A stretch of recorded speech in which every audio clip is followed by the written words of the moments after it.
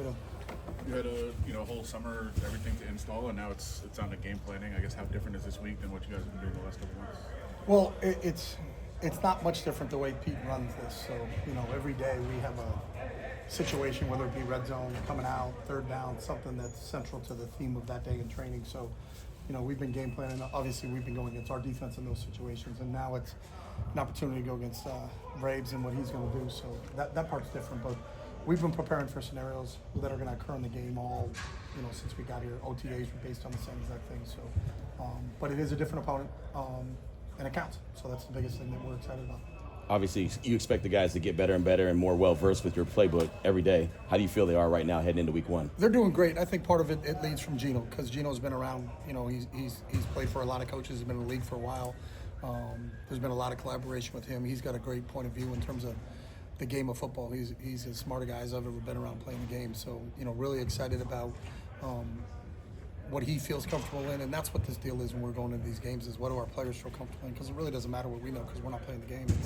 It's really how does Gino feel in terms of the game plan, and he has a lot of input on it, and so we'll kind of roll from there. For you as a coach, what's the difference feel being coaching on the sideline and coaching in the booth?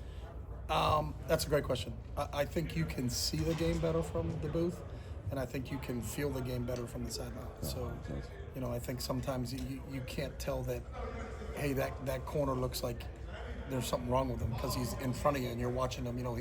He looks like he's limping a little bit. You may not see it. It's a little bit more sanitized when you're up top. You're just kind of seeing how they're deployed.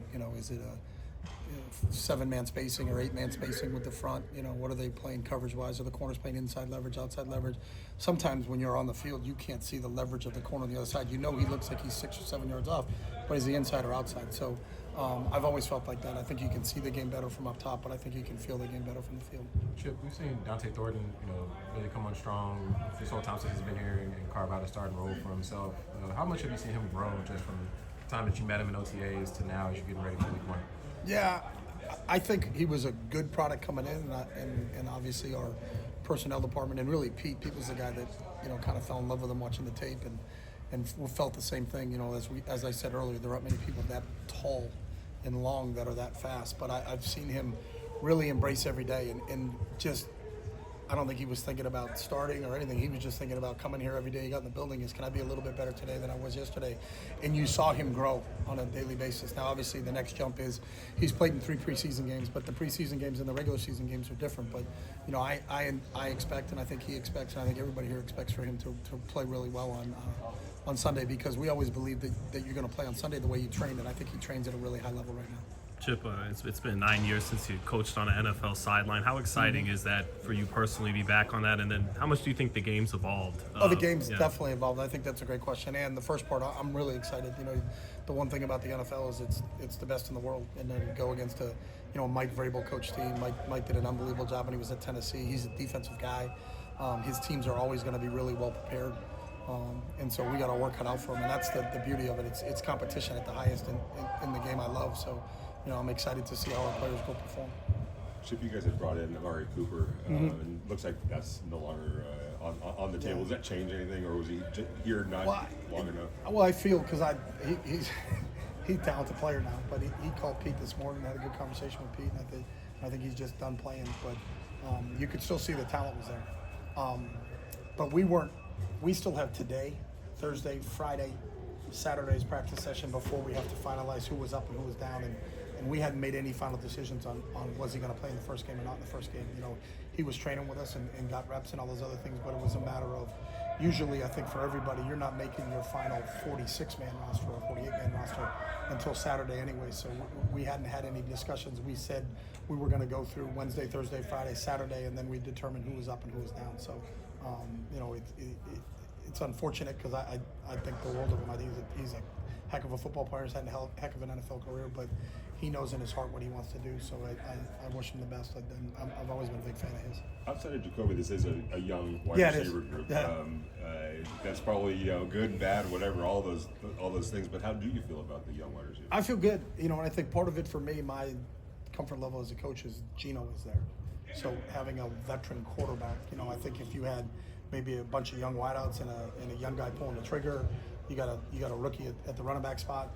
you know, that's a little bit different. But I think the fact that Gino's there, you know, that Jacoby's there, Jacoby, you know, has got a lot of reps, and then there's a lot of experience at the tight end spot. So we feel pretty good about some positions, but the other guys, you know, that's what this league is. You know, there's going to be certain spots where no one's totally set in their depth at every position and got veterans playing everywhere. It just doesn't happen that way. There's some positions you feel really good about. Other ones you feel good, but you're not sure until you get them in a game. And so that's what I'm excited about, those young guys getting a chance to go play in a game. Talk about the trust that Gino brings. You've been working with him obviously this whole offseason. Out behind him, those guys that just got here. Yeah.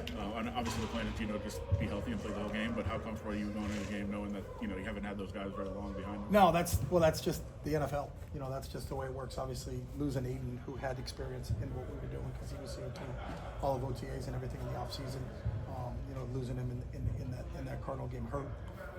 But Kenny's played in games. That's the one thing you feel comfortable with Kenny is that he's played in games. Now he's still learning the terminology. He's worked extremely hard, but he's got varsity. I mean, he's got NFL reps underneath his belt. So, you know, if that has to go, then we have a plan. When Kenny goes in the game, what he feels comfortable in and what our offense is going to be. But you know, if we can keep Gino upright, then that would be a good thing for us.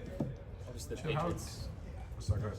Obviously, the Patriots have a new staff, but what sticks out to you about the front seven that they have on defense there? Yeah, really formal. I think that, you know, there may be 9 new starters on that defense. You know, so a couple in Barmore was there before. Milton Williams is coming off a Super Bowl. Harold Landry is a player that everybody in this league knows about. So I think, you know, the strength of their defense is going to be that front seven, and that's what you got to be prepared for. But the game of football is always one up front. You know, it's a battle of the offensive lines and the defensive lines in this league. And when you're really solid at, you got a shot. So I think that battle between our O-line and that front is going to really tell you what's going to go on in this football game. I know you guys Sorry, are a little that's it. You can let them. a little bit light on the number of receivers on the roster right now. Obviously, you have guys on the practice squad, but how beneficial is it to have as deep of a tight end room as you do and be able to use 12 personnel, 13 personnel? Well, it's the same. I mean, we'll have 5 or 6 guys active on game day, just like the Patriots will have 5 or 6 guys active. So there's not a, there's nobody in this league that's going in with 8 or 9 receivers on game day. It's just the way the NFL roster is. So we're going to have the same amount of receivers as everybody else. It's I think a couple of our receivers don't have as much experience, but there's other people play places like that. I know.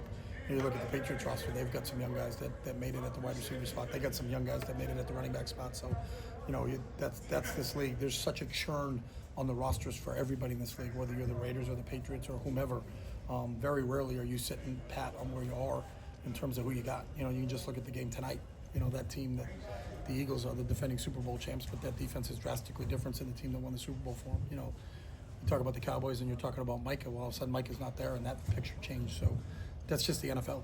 So it's what teams can groove over the 16, 17 game season that you play, and who can stay healthy. That's the other part that's a big thing in this league. The attrition part of this league is a real big deal as you go. So the one thing I think we feel real confident in our group is that besides Aiden and Lonnie, we've got everybody that started camp with us that was here for the roster. We had to add Kenny and we had to add a guy on defense, but besides that, the guys that were here through the spring and went through all of the summer with us are the guys we're going to go to battle with, and we're excited about that. Awesome. Thanks, Jim. Okay.